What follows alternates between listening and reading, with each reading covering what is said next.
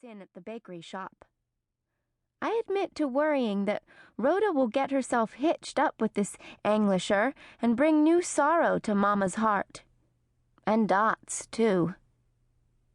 For now, at least, Rhoda's still staying with our brother James and wife Martha, new members of the well-established Beachy Amish church, not far away. As such, they're enjoying a good many modern pleasures. To think that Rhoda and Martha are learning to drive. And they aren't the only ones. More than a third of the people who originally left the old church have already followed a similar path. My oldest brothers, twins Thomas and Jeremiah, have both purchased cars, unable to agree on the same make and color so they could share one between them. They managed to scrape up the money for a down payment on a tractor, too, which they'll both use. No telling where all this buying and whatnot will take folk. Truth be told, such a mighty strong pull the world has on us all. Frankly, I don't boast when I say I have no interest in the fancy life. Thus far, there's little temptation in that direction. How can I miss what I've never had?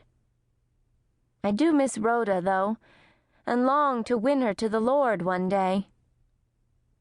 Nan has become my closest and dearest sister now, and I've shared with her the whole prickly story of my courtship with Caleb. She quietly says, "Soon your pain will lift, Nellie May." Since she has suffered her own recent heartbreak, I suppose she should know. I do still wonder if Caleb ever thinks of me. Does he wish things had turned out differently?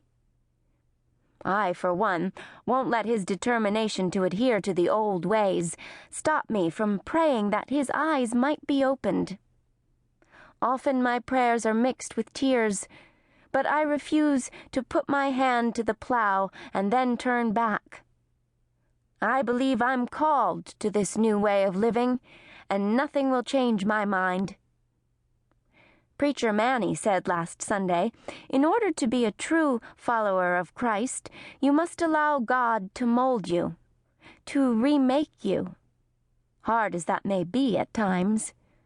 So, I read the scriptures and contemplate the fork in my road, wondering what sort of young woman I'm becoming since I knelt in the sawdust of Dot's woodworking shop nearly 2 months ago. I know one thing. I'm free from the bondage of the past and the expectations of Caleb's father. I live to honor God, not my Uncle Bishop Joseph, and more rules than I can possibly remember. And I don't believe it's wrong to talk to the Lord in prayer, like I would a close friend. Hopefully the passage of time and the still, small voice of God's Spirit will soften Caleb's heart, too. I'd like to think I pray that not for my sake, but for his alone. It's strange, really. Even though I carry a lingering tenderness for Caleb, sometimes I have to look down to see if my feet are touching the ground.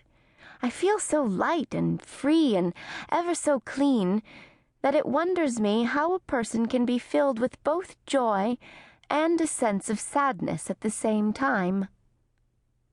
Uncle Bishop, who still oversees our New Order group, and Preacher Manny Fisher, my father's cousin, have decided it's time to add a deacon and a second preacher to help with our growing house church.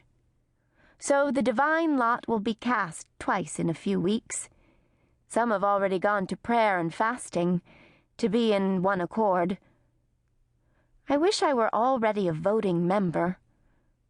Not that I have anyone in mind for either office, but it would be wonderful good to feel more a part of the new fellowship of believers.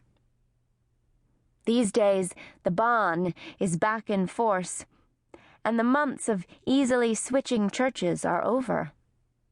Those who remained in the old church are settled and a bit self-satisfied, too. Or at least Dot has hinted as much. It's sad to think they're so